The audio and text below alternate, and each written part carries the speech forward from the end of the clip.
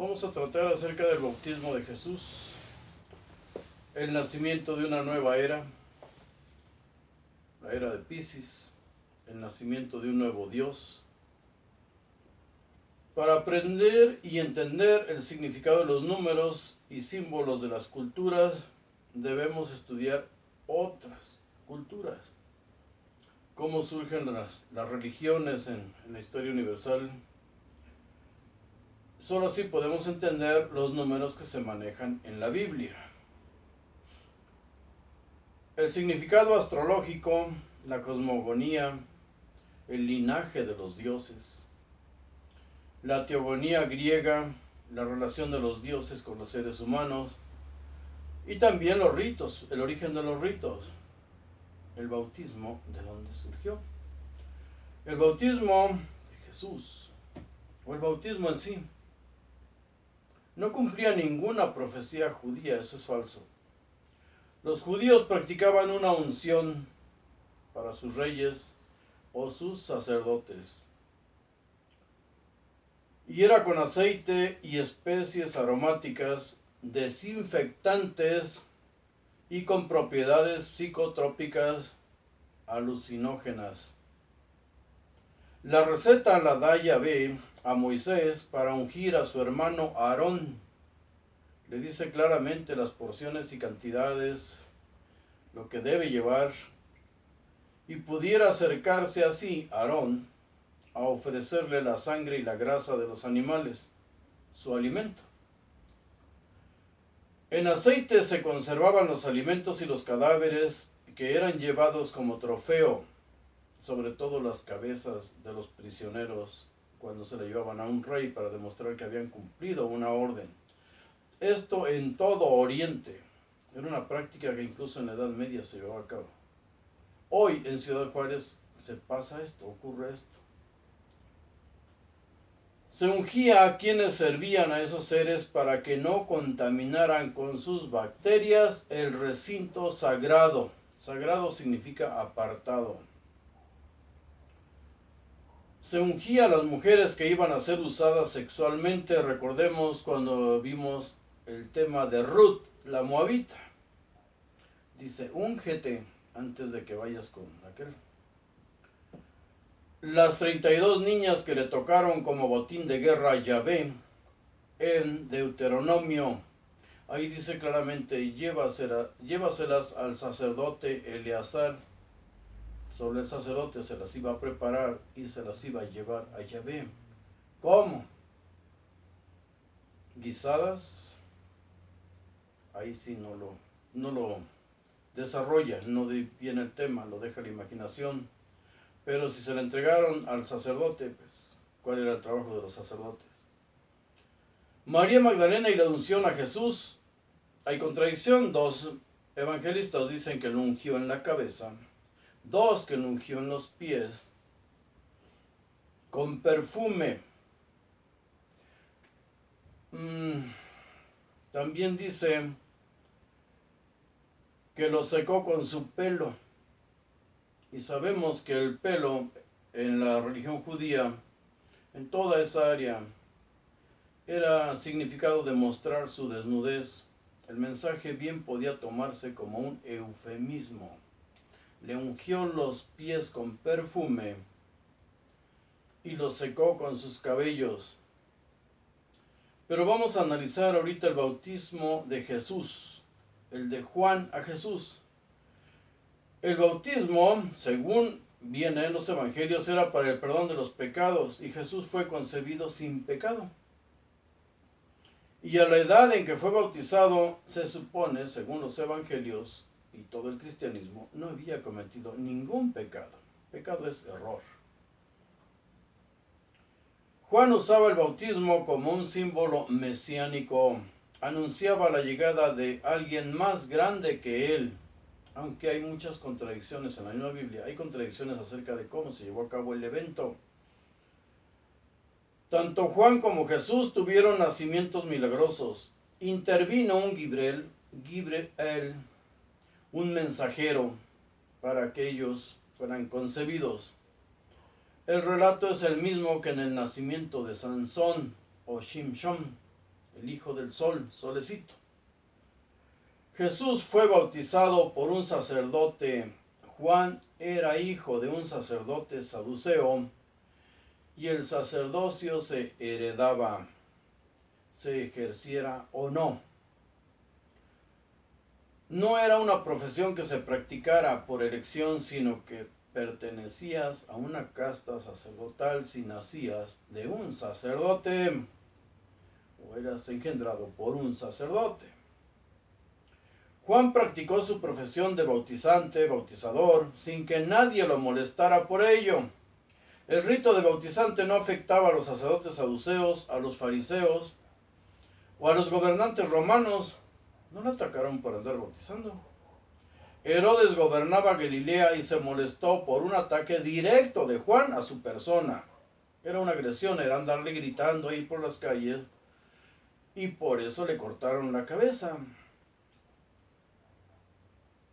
Los asmoneos, por cierto, Herodes Agripa, era amado por su pueblo. Recordemos ese discurso donde le llaman Dios, lo equiparan a un Dios, hablas como un Dios, vienen Hechos de los Apóstoles. No se molestó el pueblo porque hubiera matado a Juan, fuera Antipas o Agripa, ni se molestó tampoco Jesús por eso. No hay una sola mención en defensa para Juan, no hay un reclamo. Recordemos que los asmoneos, los Herodes, gobernaron en Judea por temporadas, por regiones, pero ese linaje asmoneo, herodiano, gobernó en Judea hasta el año 92, en que murió el último Herodes y ya no les dieron ningún territorio para gobernar. Ahora, personas que trabajaban con Herodes Agripa le ayudaban a Jesús en su causa. La esposa de Chuza, el administrador de Herodes, en los tiempos podría ser Herodes Antipas o Herodes Agripa. Al que llamaron Dios fue a Herodes Agripa. 2 seguidores de Juan se fueron con Jesús. El bautismo de Jesús fue un rito totalmente diferente al ritual de limpieza o aseo del cuerpo que practicaban los judíos. Jesús fue sumergido y emergido del agua de un río, el Jordán, no de la corriente del agua lateral al templo que usaban los sacerdotes saduceos antes de participar en sus ritos. El bautismo de Jesús fue un rito totalmente diferente, sin precedente en la cultura judía y sin que fuera practicado por los judíos que no pertenecieran a la secta de Jesús. Y lo practicaron ellos, los seguidores de Jesús, pero muchos años después de su muerte. Y en otra región no podían ahí hacer proselitismo. Mataron a Jesús junto con otros 2, los hubieran matado a todos. Jesús no bautizó a nadie. Esto a pesar de que en Mateo 3:11 dice, Él los bautizará en Espíritu Santo y en fuego. Los bautizará en Espíritu Santo y en fuego. El fuego son pruebas. ¿Cuál era entonces el bautismo de Jesús? Fuego son pruebas y crear o transmitir un espíritu es sembrar una idea en tu mente que te hace cambiar la vida. El espíritu de lucha, el espíritu de sacrificio. Él sembró otra idea. El escrito que aparece en los evangelios donde habla de ir y bautizar en nombre del Padre, del Hijo y del Espíritu Santo es un añadido. Es un añadido. No está en los escritos más antiguos y no tiene ninguna lógica. El bautismo de Jesús no está relatado en los evangelios de Juan. En el evangelio de Juan. No cita que Juan lo haya bautizado. Leamos Juan 1 del 29 a 34. Dice, lo vio llegar, él estaba bautizando, lo vio llegar, pero no relata que lo hubiera bautizado. Y eso que es el evangelio con más simbología que hay. En Juan 1:34 dice, yo lo vi y he dado testimonio de que este es el Hijo de Dios. Y se contradicen los escritos, porque en Lucas 7:19 dice, llamó Juan a 2 de sus discípulos, los envió al Señor diciendo, ¿eres tú el que ha de venir o esperamos a otro? En Juan 4:1 dice, bautizaba más discípulos que Juan. ¿Quién? En 4:2 aclara, aunque él mismo no bautizaba sino sus discípulos. O sea que después los seguidores de Jesús bautizaban más que lo que bautizó Juan.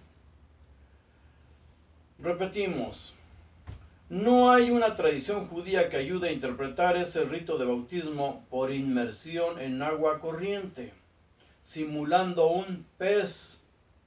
Jesús es considerado por sus seguidores un Mesías ejecutado y resucitado, muy diferente a todos los demás Mesías judíos.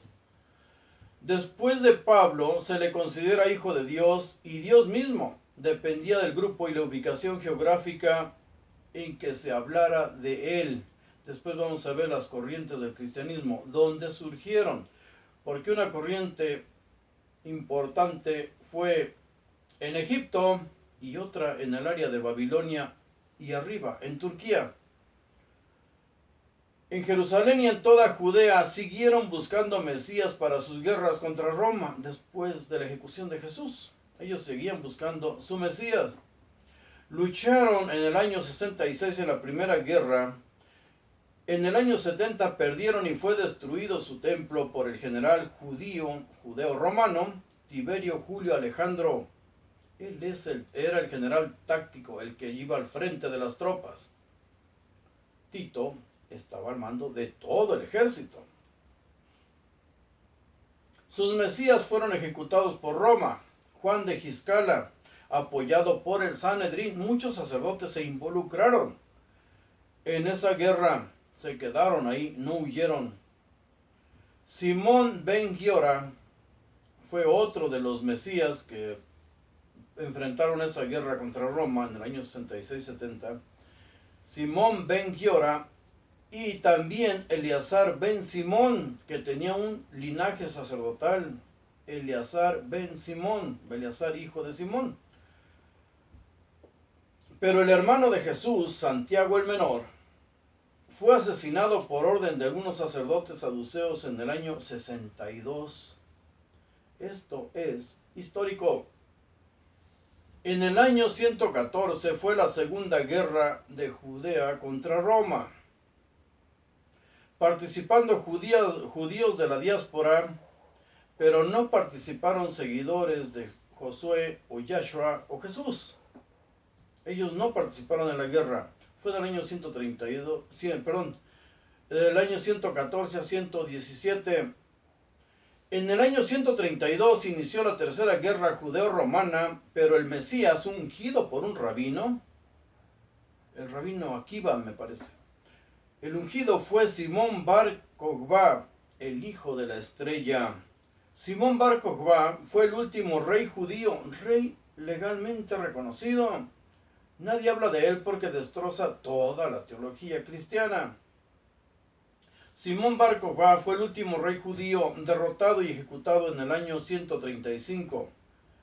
Jerusalén fue arrasada y se le cambió el nombre Palestina. No volvió a existir hasta después de la Segunda Guerra Mundial. Por cuestiones políticas, no por religión. Su Dios no tuvo nada que ver. Israel no tiene nada que ver con las 12 tribus de antaño. Ninguna familia judía poderosa hoy radica en Israel. Ninguna. ¿Y Jesús? ¿Qué fue de Jesús y de sus seguidores en ese tiempo? El tiempo de las guerras, de los conflictos, de los enfrentamientos contra Roma. Jesús fue convertido en un Dios o en un hijo de Dios. Depende de la corriente de sus seguidores que hablará de él.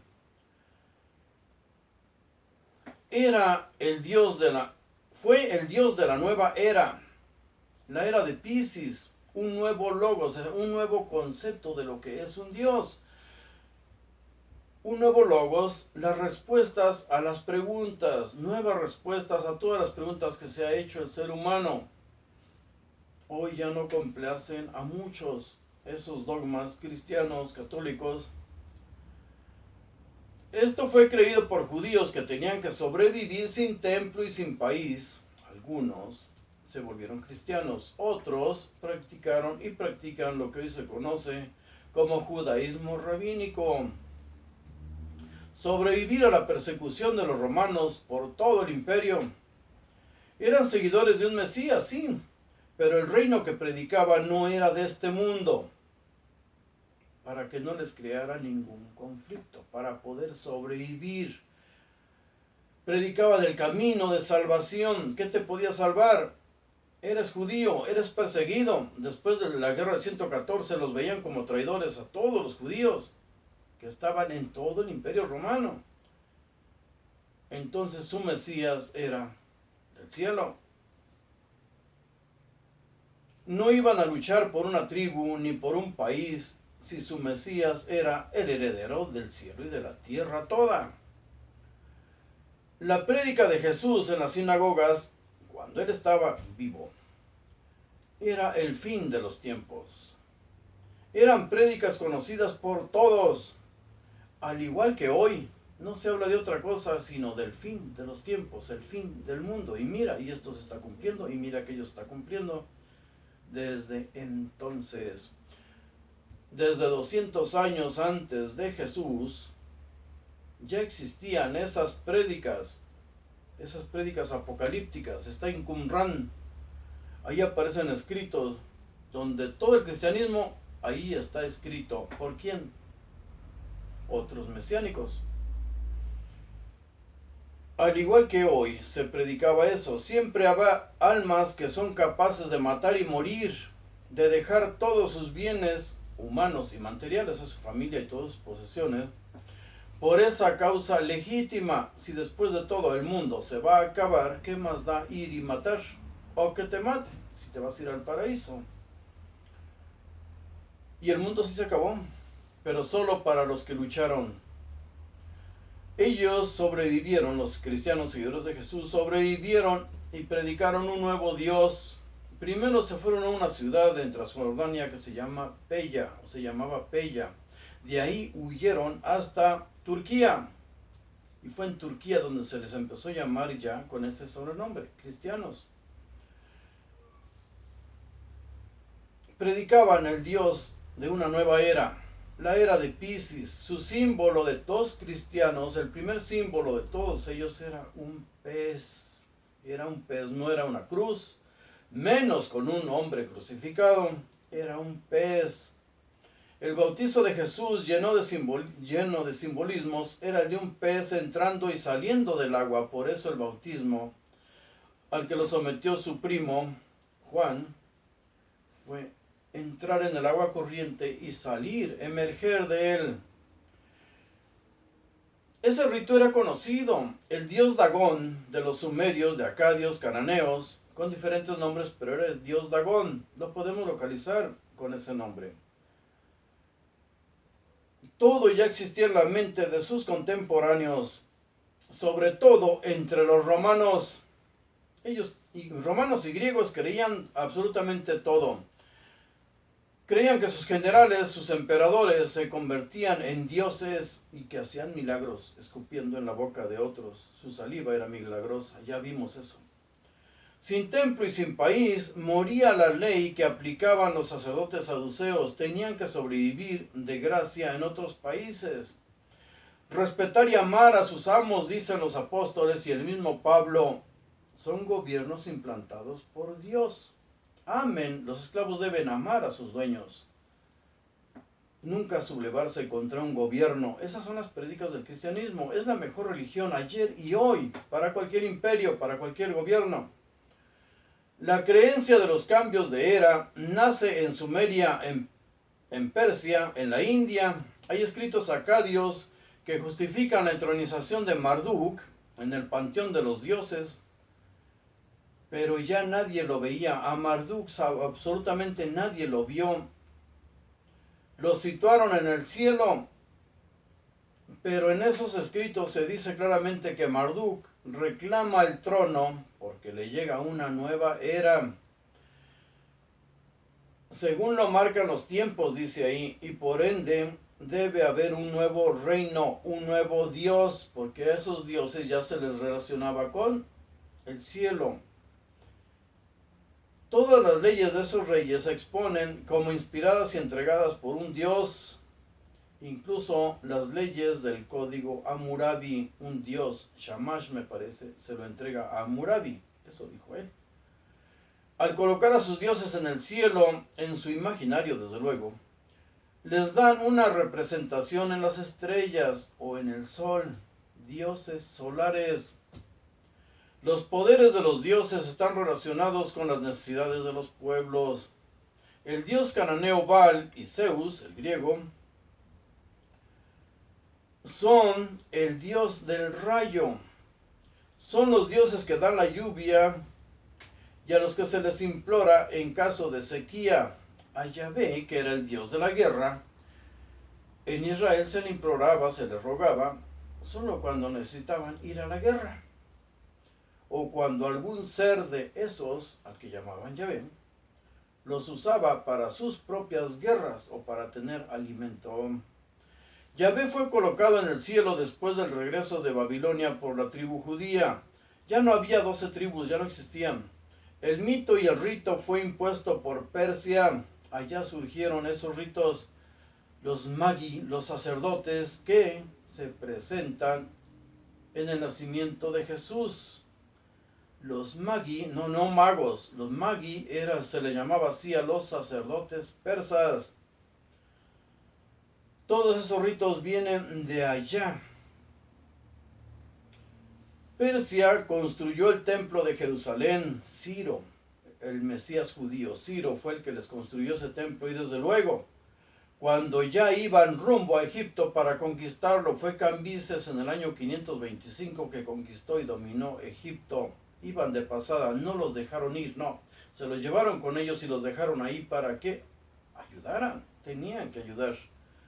Por eso les construyeron el templo. Por cierto, en la Segunda Guerra Judeo-Romana, del año 114, les habían prometido los partos, los persas, a los judíos reconstruirles su templo. Nunca lo hicieron, solo los utilizaron.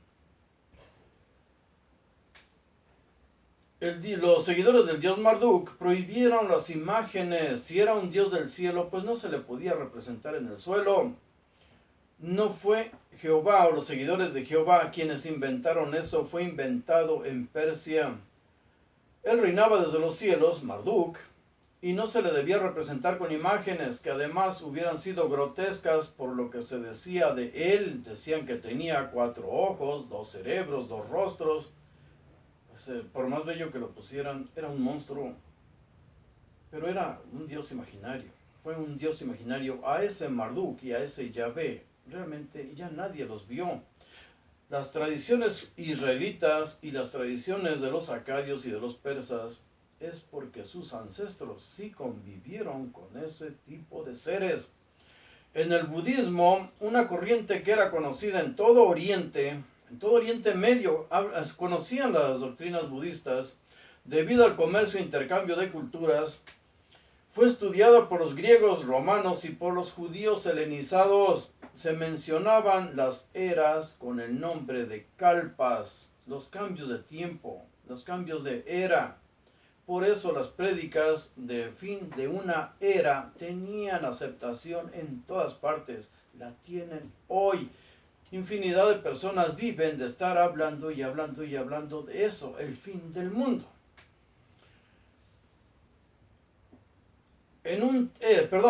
Kalpas es un término sánscrito que significa eón o largo periodo del tiempo y es utilizado en cosmología budista e hindú. En el budismo existen 4 tipos de kalpas, formas de medir el tiempo, de 1000, 16.000, 320.000 y 1.28 millones de años. En el budismo se hablaba de un cubo vacío que se llenaba o se puede llenar con una semilla de mostaza cada 100 años. ¿Dónde hemos escuchado eso de la semilla de mostaza? El cubo mide 25.6 kilómetros. Se habla de otro cubo en estas mitologías, en estas leyendas. Se habla de otro cubo de 26 por 26 por 26. Recordemos que el cubo del que habla Apocalipsis y el cubo que adoran judíos y que el cubo que adoran los musulmanes, porque todo viene de ahí, de hecho todo viene de la India. Eso del cubo, las calpas y las eras vienen de la India y de Babilonia o de los Anunnakis. Los dioses ya ubicados en el cielo y relacionados con las estrellas tienen influencia con los cambios en la naturaleza o la vida en el planeta Tierra. La naturaleza y los cambios climáticos se ven reflejados en las creencias de los diferentes dioses. Pero los hombres que estudian o heredaron conocimientos de quienes convivieron con ellos hacen o heredaron calendarios para conocer las posibles fechas cuando se repetirán cataclismos en la Tierra. Destrucciones periódicas que dependen del viaje de la Tierra en derredor del Sol y sus planetas en derredor de Alción en las Pléyades, y su viaje con las Pléyades en relación con la galaxia. Esos seres crearon lugares altos para observar el cielo o pirámides para canalizar la energía de la Tierra en sus puntos neurálgicos.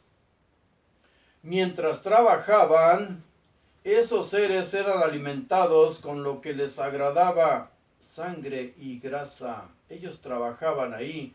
Los seres humanos que les servían, los ungidos, los apartados, les llevaban lo que ellos necesitaban, sangre y grasa, según la cultura griega, los relatos de Homero y lo que dice la Biblia de Yahvé. ¿Qué les llevaban? También, dependiendo de los gustos de los dioses, les llevaban niñas o jovencitos debidamente ungidos, ya fuera en aceite o sazonados, asados. Cuando ellos se fueron, cuando esos seres se fueron, los pueblos seguían sacrificando víctimas en los lugares altos, en las pirámides sobre todo, acostumbrados a que ellos reaccionaban con agrado ante la sangre. El ser humano que les servía a ellos se quedaron con esas ideas. Las niñas, ¿por qué pedían niñas? Porque no debían haber sido contaminadas por los hombres, no debían haber sido usadas por los hombres. Por eso pedían niñas. La limpieza interior incluía el ayuno también. No querer hacer sus necesidades mientras estaban sirviéndoles o atendiéndoles a ellos, no estar eructando o expeliendo gases. Hay pasajes en que Jehová regaña a los hombres por dejar su excremento por donde él pasaba. Los regaña. Dice, tomen ese excremento y entiérrenlo. Yo vivo entre ustedes, yo habito entre ustedes. Muchas guerras, debemos recordarlo, muchas guerras o invasiones se han ganado no solo por tener mejores armas, sino por llevar las peores enfermedades para las que los nativos no tienen anticuerpos. La peste negra de los mongoles a Europa, la viruela, gonorrea y sífilis de Europa a América. Analicemos el tiempo. ¿Cómo se mide el tiempo? Tenemos calendarios cósmicos, los podemos entender, como los mayas, los egipcios y los sumerio-babilonios. El calendario judío tiene relación o se origina del calendario sumerio. Todos ellos son de 360 grados. Los nombres de los meses son los mismos que los de los sumerios, que de los babilonios, el calendario babilonio y el judío. Para ubicarse en el tiempo-espacio usaban observatorios, eso ya lo dijimos. Y sus calendarios que tenemos en la actualidad y podemos estudiar son los egipcios y los mayas. Todo está relacionado y muchos escritos están en las pirámides, sus observatorios. Difieren un poco el calendario maya y el egipcio, sobre todo, que es el que vamos a analizar después. Pero hablan de diferentes eras o ciclos cósmicos. Esas palabras debemos buscarlas y irnos adelantando un poco. Los conocimientos, si estudiamos la precesión de los equinoccios. El número 4 en la Biblia está relacionado con los solsticios y equinoccios. El número 72, que se repite mucho en la Biblia, por ejemplo, los nombres de Marduk o los nombres de Yahvé, Jehová, tiene relación con un grado que avanza el movimiento de la Tierra en el círculo de 360 grados. Cada 72 años avanza o se mueve un grado, hasta completar un año de 25.920 años en el calendario egipcio. Los 72 discípulos de Jesús también tienen relación. Los números tienen un porqué. ¿Por qué? Una razón por la que están ahí. La era de Baal, en el zodiaco o círculo de los animales con los que se relacionaron las constelaciones polares y zodiacales, correspondía a Tauro, del año 4460 al año 2300 a.C. Moisés representa la era de Aries, del año 2300 al año 150 a.C. Es la época israelita. Moisés destruye las leyes que había escrito Yahvé con su propia mano. ¿Quién hubiera hecho eso? Hace una matanza en su propio pueblo, una selección, destruye al becerro de oro y se los da a beber a sus seguidores. Debemos estudiar, hablar del oro monoatómico. ¿Cómo va a poner él a hervir un becerro de oro, el oro en sí, y dárselo a tomar a sus seguidores? Hay un mensaje muy profundo en todos estos textos. Ahora bien, la era de Piscis va del año 150 a.C. al año 2010. 2010, 2012, 21 de diciembre, se esperaba ese fin de una era según el calendario maya. Según el calendario egipcio, se terminaba en el año 2010, el cambio de una era, pero muchos siempre lo han relacionado con un fin del mundo. Después vamos a ver por qué. Surge un nuevo logos, un nuevo concepto de imaginar la creación y el cosmos. Ese es el bautismo de Jesús. Para que Él y todos los mensajes, todos los conocimientos que tengan sus seguidores los transmitan en nombre de Jesús. El nuevo Dios, la nueva era, las nuevas respuestas. Hoy, la era de Acuario, que va de 2010 al 4170, está profetizada también en la Biblia por el mismo Jesús. Aparece en Lucas 22:10, donde prepararemos la Pascua. ¿Cómo sabremos dónde? Preguntan, y él dice: al entrar en la ciudad, le saldrá al encuentro un hombre que lleva un cántaro de agua. Síganle a la casa donde entre. Un hombre con un cántaro, no sé si sepan lo que es un cántaro, pero es una tinaja de barro con la que acarreaban agua.